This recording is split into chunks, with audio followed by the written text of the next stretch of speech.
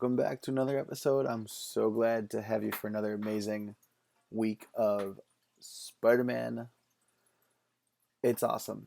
August is has National Spider-Man Day in it, August 1st, and then I decided to celebrate Spider-Man all week this week, and it's really cool because there's been some really cool developments with Spider-Man Week that we'll get to toward the end of the week.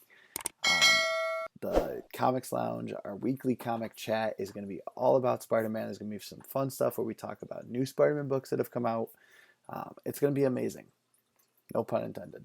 Maybe a little pun intended. For this one, I want to talk to you guys about some of the books that I picked up when I went to Empire Comic Festival a few weeks ago. So all of these books were really awesome to pick up. They're all amazing Spider-Man books. A few of them are cover buys, a few of them are whole fillers, reader copy versions that I was able to pick up for a very low price, and I was really excited to pick up. So, without further ado, let's get into it. This one's a really cool one. It's the most deadly battle of Spider-Man's career. All the Spider-Man battles are the most deadly battle until the next one. But this is really interesting because it actually has Man-Wolf in it. And Man-Wolf is a cool character. I don't know too much about him, but it's definitely fun to just look at this cover. It's really cool. So this is Amazing Spider-Man 190. A very nice cover. It's in good shape for as old as it is. It's definitely not a beautiful copy. There's a lot of spine ticks. There's a lot going on with the pages. It's definitely a reader copy, and you can kind of see that over here as you look at the pages. They're not in the best shape, but again, no big deal. I picked it up for a couple of bucks. I was good with it. Let's keep going. I don't know if these are in any shape, any specific order. I'm going to save for later. That's part of Spider Island. Part of where they got Venom Island from. Alright. This is the return of the Hobgoblin. It's a black suit comic, so we know what era it's from. And this is Amazing Spider-Man 275. Hobgoblin is one of my favorite characters of all time. One of my favorite villains for Spider-Man. And it's really cool because it has the origin of Spider-Man, the original unabridged classic. So this is just a really cool comic. It's a really cool cover. Again, it's got one of my favorite Spider-Man villains on it. So this is just a fun pickup. Again, a lot of these are whole filler books. Books that I don't have in my collection that I felt the need to have. So I decided, you know what? I'm going to get as many of them as I can. And any of them that I already have, I'll leave in the box for other people to pick up. So these were just some amazing pickups. Amazing Spider-Man 275. Absolutely awesome cover. Again, that Hobgoblin, the way that he's drawn in this is amazing. It's such a beautiful cover. I can't think of who drew this, but it will come back to me. All right. Next up, so we're actually kind of going to go back in time a little bit, is Amazing Spider-Man 163. Again, a really cool cover. Another one of my favorite Spider-Man villains, Kingpin. Not the best copy. Again, it is a reader copy, but it's just so cool. Kingpin is such an interesting character. Like, he's so strong, and yet not only is he strong, but he's smart. And he's a crime lord. He knows how to use other people and then only uses his strength when needed. And it's amazing how Spider-Man and him kind of go back and forth. It's so much fun to watch. I love what they're doing with Kingpin right now, the current run by Nick Spencer. And it's a ton of fun to read. It's always a good time when Kingpin is in a Spider-Man comic. Again, not the best condition, but that's okay. No big deal. It's a reader copy. It's one that my son and I will read over and over again. All right. Now we're jumping into the 300s. I'm going to try to keep them as in order as possible because I know there are some that are kind of in order. All right. Let's see. if I go out of order at all, that's okay. Oh, before we go to the 300s, let's jump a step back. ASM 175, sorry, 185. Peter's Graduation. Again, it's not the coolest cover. It's definitely not one of those action covers, but it's an interesting cover. It's got like that. It's a very omniscient. That's not the word. It's very ominous way that Spider-Man is looking at Peter's graduation, almost like no matter what goes right in Peter's life, he can't escape the fact that he's Spider-Man. And that's just such a cool dynamic. It's so amazing to see the way that that's drawn into a cover. This is a fair grade. It's probably a 4 or 5. Again, these aren't getting graded. These are reader copies.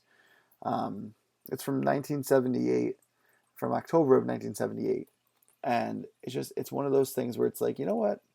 It's a good copy. It's a nice copy. It's going to be good to read, but it's not winning any awards for the prettiest comic. There's a lot of spine ticks.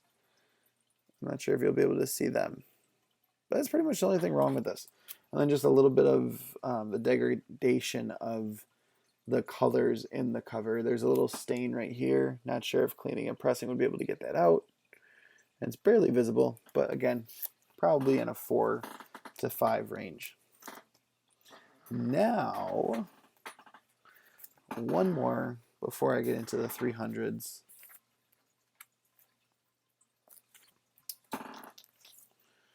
There is one spectacular Spider-Man that I picked up in here with this lot. All right. Now we're pretty much in order. Sorry, 2 spectacular Spider-Mans that I picked up in this lot. Because that is not an Amazing Spider-Man book as much as I wish it was. This is just a beautiful cover. I'll get to that in a little bit. ASM 303. My uncle has 301, and that was just not there. It wasn't a book that I could have picked up because it wasn't in the piles. It wasn't in any of the boxes that I picked up or that I was looking through. But this is Amazing Spider-Man 303, a Sandman vs. Spider-Man cover. Really cool cover. Kind of shows how powerful Sandman is. And again, this just kind of fills those little gaps in my collection as I continue to collect more and more Amazing Spider-Man books. Same with Amazing Spider-Man 304. I'm pretty sure after 300 is when they started to go bi-monthly. So you start to see on some of these comics, not all of them, early September, late September, early October, late October, and so on and so forth. So this is Amazing Spider-Man 304, and this is versus the Fox. The Fox was someone who kind of trained and was a mentor of Black Cat. So being a huge Black Cat fan, seeing the Fox on a cover and wanting to read more about it was just a fun time. It was a fun find. I enjoyed finding this book because I do really like the cover. Even though I'm not a huge fan of Spider-Man's back logo, it's kind of chunky and like small legs. It's weird. It doesn't really look as much like a spider as it does on the front. With all that being said, it is one of those things that's kind of like, you know what? Yeah, it is what it is. I still enjoy this cover. And again, mentor of the Black Cat, I'll take it. Amazing Spider-Man 305. This was a really cool cover because I'm pretty certain that this is Prowler on the cover. And I'm a huge fan of Prowler, especially the Uncle Aaron, Aaron Davis Prowler. Obviously, totally different from the Prowler that it used to be, but still, it's just a really cool cover. And California Schemin' is kind of like the title of it. And yeah, this is now on sale twice a month. One of the very first times that was the case. Again, just an awesome cover. Spidey doing his classic Spidey pose. One of his classic Spidey poses. Yes, Spidey is a poser. Another one of my favorite Spider-Man villains. Not insanely favorite, but a really cool villain, a really interesting villain, is the Chameleon. And this is Amazing Spider-Man 307, where Chameleon becomes Spider-Man. So it's really interesting. It's a cool cover. Definitely not one of my favorite covers. I've actually been debating picking this book up for a very long time. I found it for the right price, and it's definitely a hole filler in my collection. So I picked it up just to kind of slide into that gap that is in the collection of that 300s run that I had going. I have a lot of them, not very many, but I'll get there. Shortly after that was Amazing Spider-Man 310, when Peter goes back to college and the Shriek Force. Not really sure. Again, don't know much. Is what it is. But this is just a really cool, interesting cover. Again, I love the way that Spider-Man is like on the front of all this blackness, and you see, I believe, Shrike, the Shrike Force. I don't know, Shrike Force. Don't. I'll have to look that one up because I am not sure. I'm drawing a blank right now. Again, this was a gap filler in the collection. I don't have 310. And again, I found these all for really cool prices, really great prices at the Empire Comic Festival. So you can kind of see what I mean. It's just an interesting way that they portray Spider-Man in front of a very ominous being on the cover. Just really cool the way that they do that. As soon as I look up Shrike Force, I'm like, oh yeah. Next one, we get to see Cardiac again, and as well as Sticks and Stone. It's an interesting cover. It's not my favorite. It's not my favorite artwork of Spidey. It's not my favorite way that they've drawn Spidey, I guess is the best way to put it. And I love that it just says, it's a bad day to be Spider-Man. Yeah, it seems like it ends up being a bad day to be Spider-Man a lot of days. But this is Amazing Spider-Man 376, and then also followed up by 377. And this is an overarching story arc involving Cardiac as well as Sticks and Stone.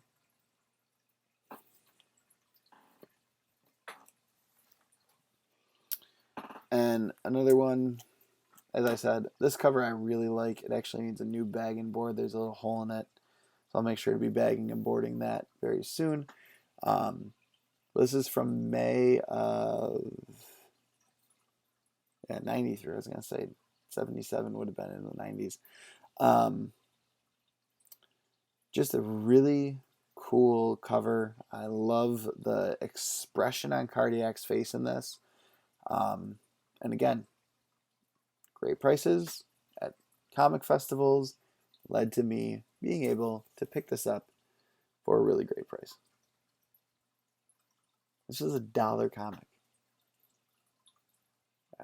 Anytime I can fill a gap in my collection for $1, I'll take it. Honestly. Really cool cover on that. Again, it's easy to find 90s books though in a dollar bin. That's just a God-given. Before I get into any of the newer Amazing Spider-Man books, I'll do the two spectacular Spider-Mans that I picked up. This one's a really cool one because obviously, as the week goes on, I'm going to get into this more. This is part of the Maximum Carnage storyline. It's part 9 of 14. It's Spectacular Spider-Man at 202. Just Shriek and Venom and Carnage and Spidey all on the same cover. Carnage giving the business to Venom, Shriek giving the business to Spidey. It's an amazing storyline. I definitely need to fill in the gaps in this storyline that I'm missing. So this was another gap filler book, but one that's really an awesome cover by. It's just an amazingly drawn cover. Beautiful artwork on this, beautifully done. So this kind of gives you a hint of what I'll be getting into very, very soon, coming up soon this week. All right, take a look at that cover one more time.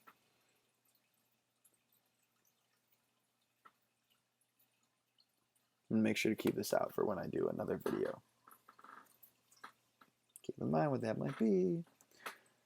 Then I have my all-time favorite Spider-Man villain, Green Goblin, on a beautiful foil cover for the giant-sized 200th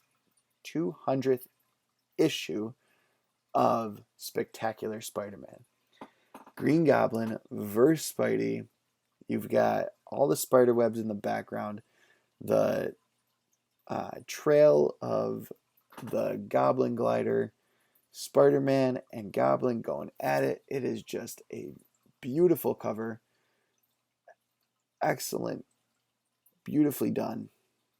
Can't wait to see what is in this book because I haven't read it yet. It's one of those books where I'm like, you know what? It's so beautiful. Do I even want to open it? I mean, I know I'm going to. I'm going to read it. I just don't want to. It's so nice. It definitely has some flaws. As you can see, it does have a little bit of a spine roll. The pages don't really line up all that well. But clean and press might do the trick on that. I'm not quite sure how that works with a foil cover. That's why I handed it off to my buddy Mike, who's good friends with my local comic shop owner, who does all my cleaning and pressing. Then the last few issues of Amazing Spider-Man that I was able to pick up for some pretty good prices. So this is The Road to Spider Island, Amazing Spider-Man 662. Very interesting cover. And that is a brown?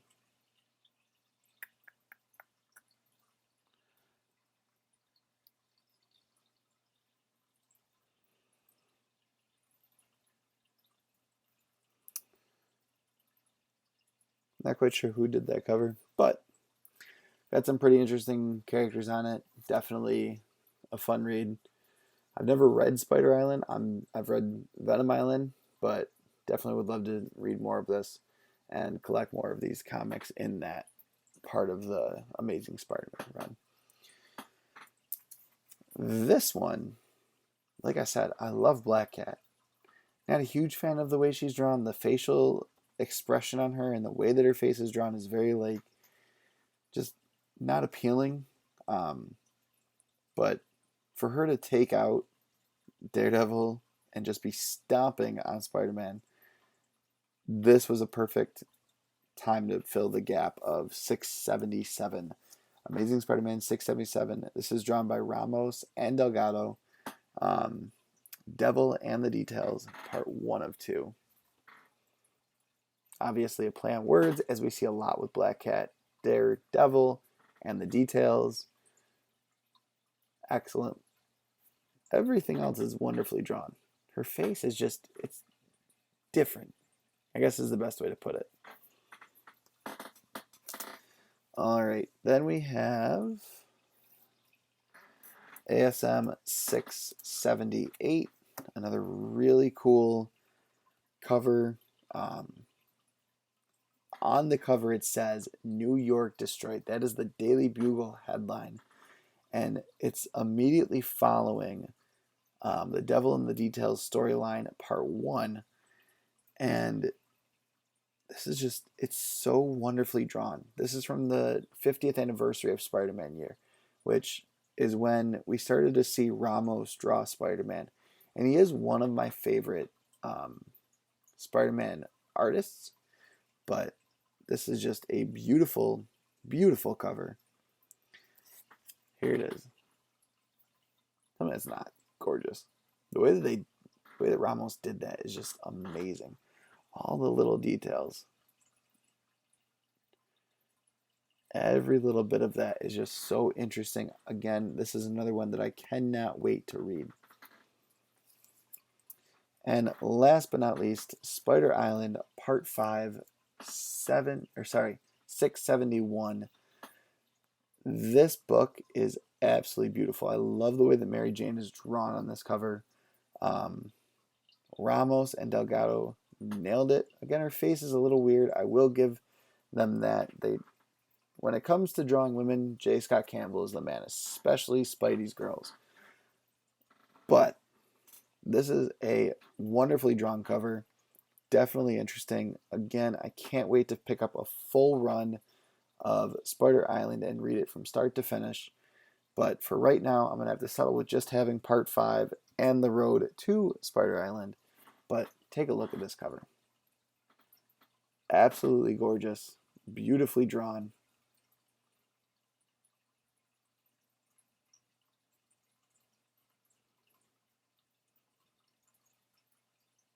Again, another wonderful Ramos Delgado team up for a cover and for the whole book.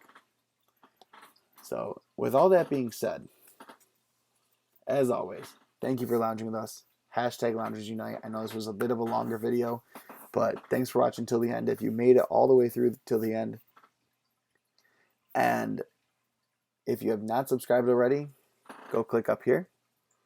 Our latest video is right up here. If you're watching this during National Spider-Man Week, it's going to be one of our Spidey videos. Then you can check out a video right down here that's a video picked specifically for you. And right now, I'm also highlighting some really awesome creators. So this video should be our wonderful video all about Kevin Delgado. Go check him out. Absolutely phenomenal artist. Loungers Unite.